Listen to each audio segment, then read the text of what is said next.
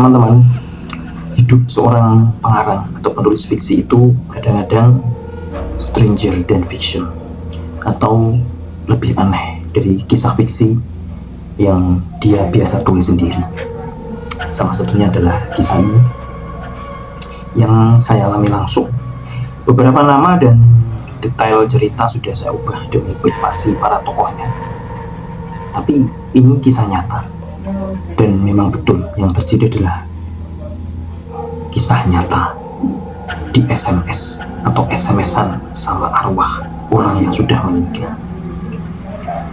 Tapi sebelum masuk ke cerita, perlu saya tegaskan untuk channel ini di subscribe, di like, di komen, dan loncengnya itu dipencet agar nanti kalau ada cerita-cerita baru dari dunia yang aneh-aneh, kalian nanti langsung tahu dan bisa belajar banyak dari pengalaman-pengalaman yang tidak umum itu.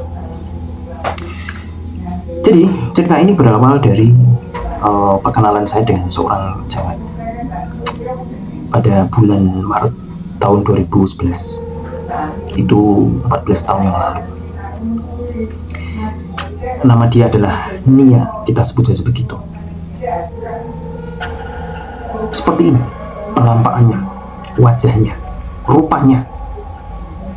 Waktu itu dia berumur 25 tahunan. Jadi kalau tahun 2011 umur 25 tahun, berarti dia kelahiran sekitar 1986. Sekarang mungkin usianya 39 tahun, sudah emak-emak. Kenapa saya kenal dengan dia? Karena dikenalkan oleh editor saya di salah satu penerbit Jakarta yang pernah menerbitkan buku-buku saya.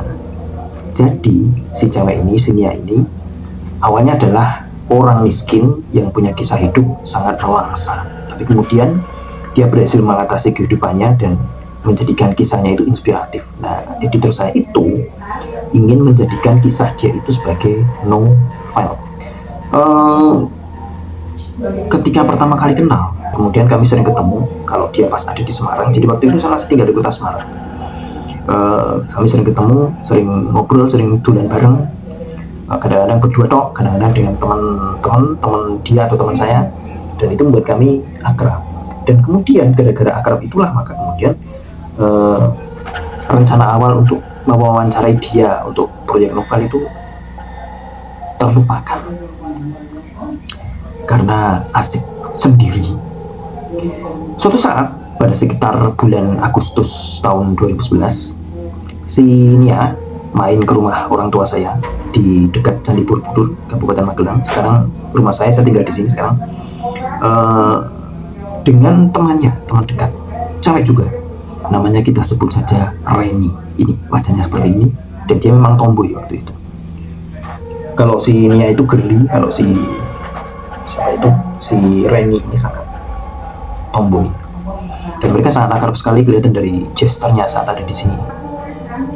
Si Nia ini cerita bahwa dia ada teman cowok yang naksir sama Reni. Makanya kemudian dia mencumblangkan mereka berdua.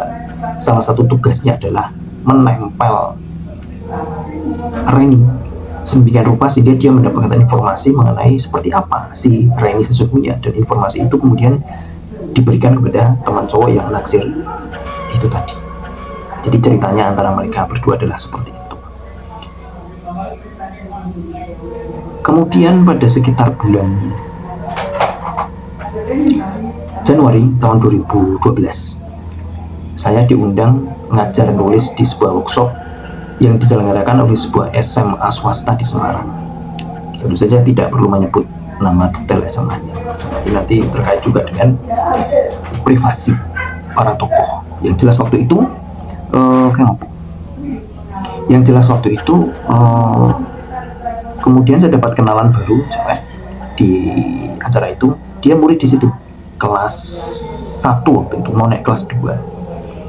Kalau sekarang kelas 10 berarti. Jadi dia ini menunjukkan kepercayaan diri dan rasa pede yang berbeda dengan teman-temannya. Ketika ada sesi tanya jawab, dia bertanya.